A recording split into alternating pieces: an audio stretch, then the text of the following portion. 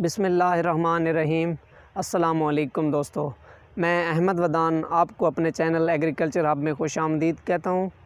दोस्तों, आज हम बात करने जा रहे हैं कि ज़मीन का तजिया क्यों ज़रूरी है और उस तजिए के लिए जो आपने सैंपल लेना है वो किस तरह लेना है। दोस्तों, सबसे पहले बात करते हैं कि ज़मीन का जो तजिया है वो क्यों ज़रूरी है। किसी भी ज़मीन से अच्छी पैदावार हासिल करने के लिए ये ज़रूरी है कि आपको उस ज़मीन की ज़रख़ेज़ी के बारे में मालूम हो, ताकि आप मुनासिब खादों का इस्तेमाल करके आप उससे ज़्यादा से ज़्यादा पैदावार हासिल कर सकें।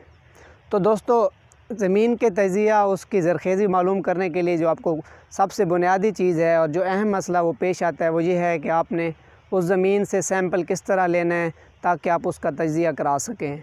तो हम बात करेंगे कि ज़मीन का जो सैंपल है वो किस तरह लिया जाता है।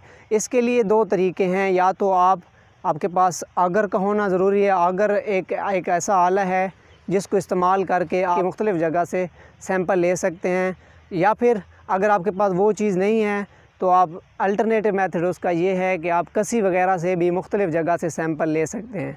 तो सबसे पहले हम बात करेंगे कि ज़मीन से आगर को यूज़ करते हुए आप सैंपल किस तरह ले सकते हैं। ये हमारे पास इधर आपको दिखाते हैं कि ये एक आगर है। इसको हम इस्तेमाल करके हमने एक ज़मीन से जो अपनी है उसकी मुख्तलिफ़ जगह से सैंपल किस तरह लेते हैं।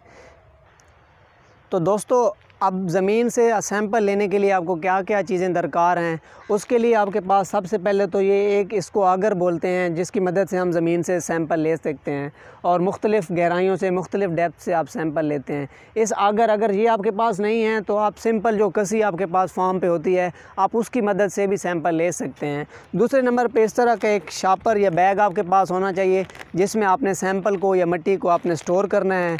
और तीसरे नंबर पर एक अच्छा मार्कर होना चाहिए ताकि आप वो लेबल कर सकें कि ये मेरे फ़लाँ फार्म की फ़लाँ प्लाट का या फ़लाँ फार्मर का ये एरिया है जिस पे आपने वो बैग के ऊपर मेंशन करना है कि जी ये फ़लाँ ज़मीन का सैंपल था मेरा।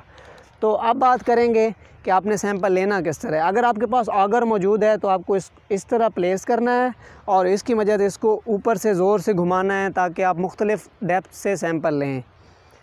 ये आप देख सकते हैं कि अमाद भाई बता रहे हैं कि किस तरह आपने सैंपल लेना है मुख्तलिफ़ डेप्थ से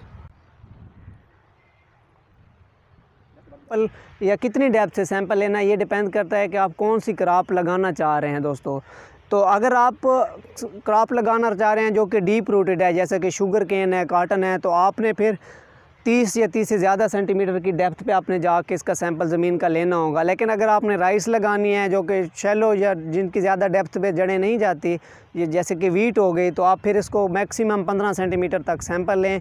और एक और बात का जो आपने ख्याल रखना है वो ये है कि जब आपने सैंपल लेना है तो ये इस चीज़ का ख्याल करें कि आपने उससे पहले जो ज़मीन में है वो खाद ना लगाई हो। मसलन कि क्रॉप की सोइंग से पहले ही आपने सैंपल ले लेना है।